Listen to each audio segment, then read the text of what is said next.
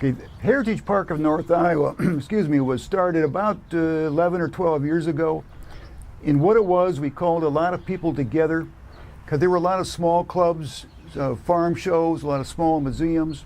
So out of that, we got 3 museums, which was the Winnebago Historical Society, the Holton Farm Museum, and the Timberland Museum. And then we got 3 farm shows, which was the Hill City Tractor Club. There was the Tri-County Antique Power Club in Kossuth County, and there was the Ruble Steam Threshing Days. So we had 6 organizations, and we all joined together.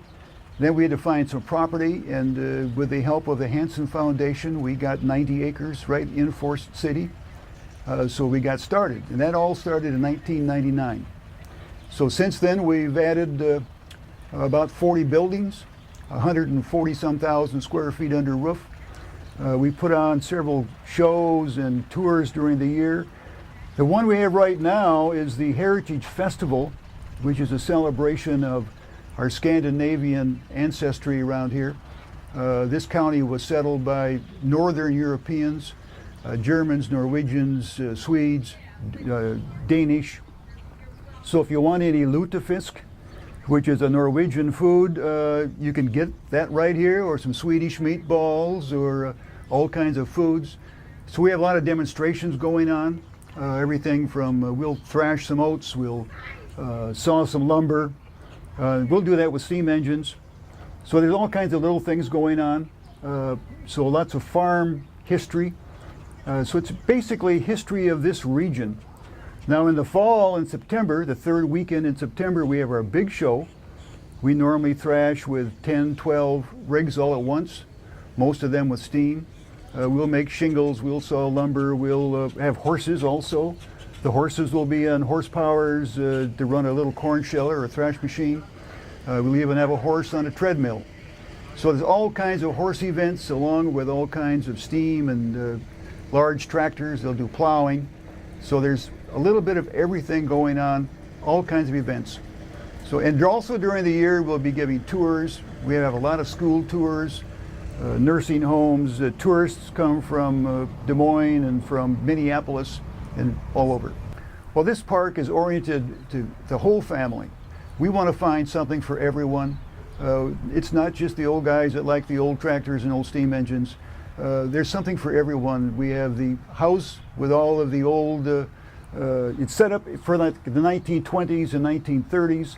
You can go back further to the log cabins. You can see how people lived in the 1840s, 50s, and 60s. It was pretty crude.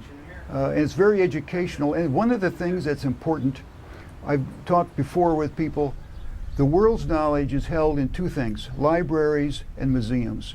That's where the information is. And the museums are the history of what has happened and how we've gotten here. And there's a lot of things, if you look at some of the old cars, trucks, tractors, you may think that was really dumb, but they had no history to use. So it was all a hit and miss. They had to find out what worked and what didn't work. And that's kind of the way the whole world works. Eventually you find out what works well, so therefore that's what you then zero in on. But we have things here that probably wasn't the best idea, but it was the only idea maybe at the time. So history is really important, I think, so you know what works and what doesn't work. And again, we give a lot of tours to kids, to schools, but it's educational for everyone. Our Timberland Museum, the state archaeologists tell me it's certainly the largest collection of Indian artifacts in the state, one of the largest in the nation. And if you go through there and look to see how they lived and how they survived and what they did, it's really interesting, because you also have to remember Indians didn't have some of the advantages we had. They had no large domesticated animals. If you think you want to hook your plow to a buffalo, you better guess again. Or if you want to invite a grizzly bear into your house, that's not a good idea either. But they had no cows, no horses, no mules. So their life was much different. They did not have easy access to steel like some of the Europeans did. So it's really a history as to how people involved and why they ended up the way they were. So again, it's just simply a storage of knowledge. The major benefactors of this park would certainly have to be the Hansen Foundation. They've been very generous and helpful to us. Also, the state of Iowa has had the Vision Iowa Cat Grant has been very helpful to us. And there have been other grants. People have helped us. So there are so many, you hate to mention them because you fear you may miss something. So it's been very, very helpful. All the local people, donations, we could not survive without the donations and help from all these people. This park is open all year long, but we have the demonstrations primarily in the summer, but people can arrange tours all year long. The Timberland Museum is heated, so that can be any time of the year. And we get schools and nursing homes and other groups, tour groups, they come all year. But we need some notice.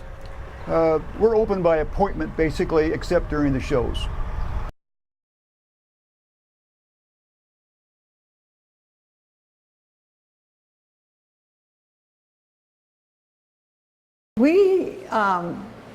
My friend Ardell Osnes and I went to a Scandinavian festivity in Minneapolis, St. Paul.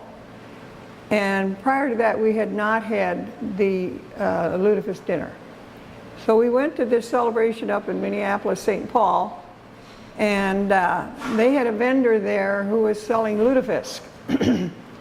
And so we said to ourselves, well, maybe that would be a good idea for our festival. Would be to have a lutefisk deal. And this gentleman lived up in Minnesota, not too far from here. So we contacted him, and for several years then, he did our lutefisk. And probably still would have been doing it, except that he died quite suddenly. And so then we contracted with Waldorf College, and they have been doing the lutefisk for us because they do it for their Christmas party every year. And so he's well schooled in doing lutefisk. And a lot of people said, lutefisk in July? Don't think so, but in this particular area, it's a delicacy, especially around the holidays, the Christmas holidays. They really like it. And so yes, we've been doing Christmas in July, lutefisk in July for about 10 years, I think, close to 10 years. Lutefisk is a cod from Norway, and it comes from Viking times. The story goes something like this, that the Vikings were invading England, and England was trying to get back at the Vikings, and so the Vikings says, we'll fix them. So they soaked it in lye, and when it's just soaked in lye, it looks like a shingle, like a cedar shingle. And so to make it a cod again from the North Sea is basically where they get it. They have to soak it. I think there's 22 different soakings that they go through, and then it becomes this white, flaky fish. It's best served when it's like a flaky. I mean, just not mushy. And that's the way people like it. And then they pour melted butter on top of it, and it's really pretty good. It does have an odor to it at first, but I can't smell it now. Maybe I'm used to it. I don't know. Yeah, we have to cater to the Swedes too. Okay, so the Swedish meatballs. They're Swedish meatballs, and they are also made, many of them were made by hand a couple of years, I think it was 2-3 years. We made, or a lady donated all these Swedish meatballs, and she made several hundred, I forget, 400 or 500 meatballs. And that's all served either with little white potatoes or mashed potatoes. What's the difference between a Swedish meatball and an Italian meatball? It's the spices, mainly the spices. Yeah. Do you know about how many people you'll serve today? We've been serving around 150. And we changed our time today, our church time. We always have a worship service before the dinner. And our worship service is starting at 10 o'clock today. And it's always well received, and people really enjoy it. This church that it's being held in was moved from about 16 miles northeast of here, Beaver Creek. And everything you see in the church, the ceiling, the poles, everything upstairs, the carpet, the candelabra, the altar, all of it is original. And it was moved that way, not this, of course, but they dug a basement here, and then they brought it in and set it down on the concrete block. And one of the members of the board is a house mover. Ron Holland is our house mover, and he does a beautiful job of it. So then after we had the church, we thought, well, we'll do this. So this place, this whole park, would not be if it weren't for volunteers like Keith and, you know, both your hands, feet, and toes.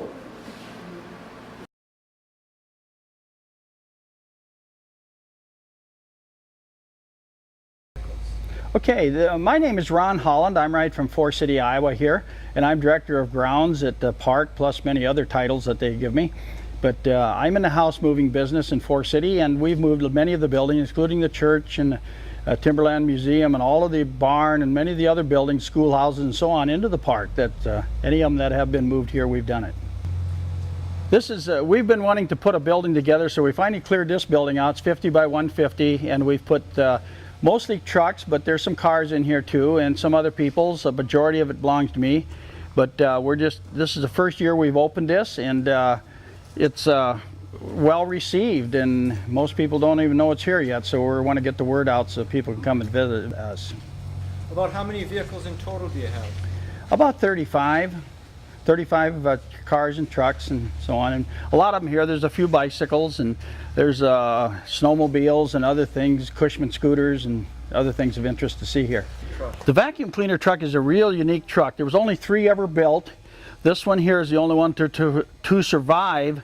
It's called a 1906 Jacquet, and you actually vacuum the rugs on the floor by stringing hoses into the house or a building and run the truck out there, and that's how they did it in 1906. So it's a very interesting truck. It's unrestored, and there's a lot of different ones, you know, with the C cabs on it, steel cabs, just the canvas tops, or others. So there was quite a transition. Everybody was trying to build a truck back in the 1900s and thereafter, and up to World War I, when they brought a lot of the trucks back from the service, and it really kind of flooded the market then. But there's several of them left, and that's what we want to keep alive here. Well, it's kind of interesting with the vehicles. Many of them started, you know, around the turn of the century, like steam engines, you know, in the late 1800s. And of course, there was earlier ones, but like 1925, they was pretty well done as the big prairie tractors took over and the gasoline tractors. So be it with trucks and so on. They improved them and went to pneumatic tires instead of hard rubber tires. And eventually they got better and better, and these were just retired because the other ones were faster as the roads became better. And this is what's left of them, and it's a way of showing our heritage and keeping track of what really happened years ago. Many of these trucks came from Lloyd Van Horn. He was here a minute ago. He had a truck museum on the north side of Mason City, and before he had his auction, him and I were good friends, and I bought several from him. And like that car there, that 1907 Reel, came from Chickasha, Oklahoma. The Wilcox, 1914 Wilcox truck, just came from a Minneapolis and a museum up there. So one here and one there when people get either estates or otherwise they get tired of them and ready to move on. And it's nice to keep them all together where you can see a variety of different early trucks.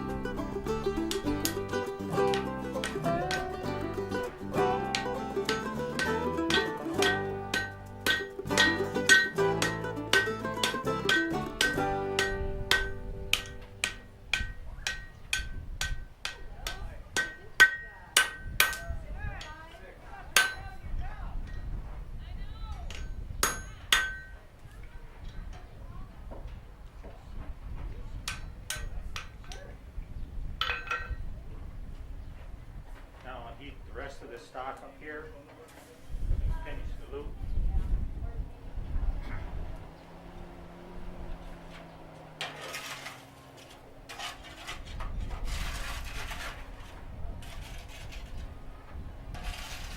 As you notice, I add a little bit of coal at a time, known as tendering the fire.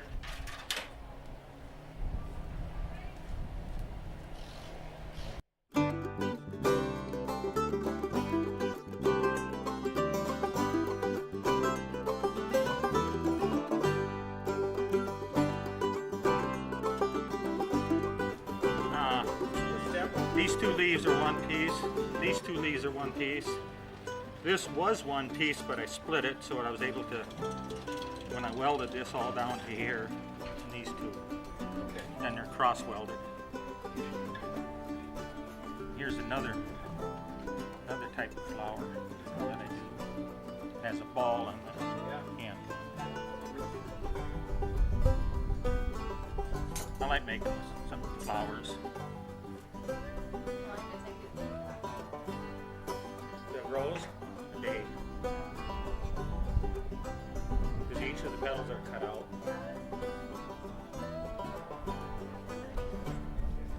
The notches in the leaves are chiseled in, and then the leaf is finished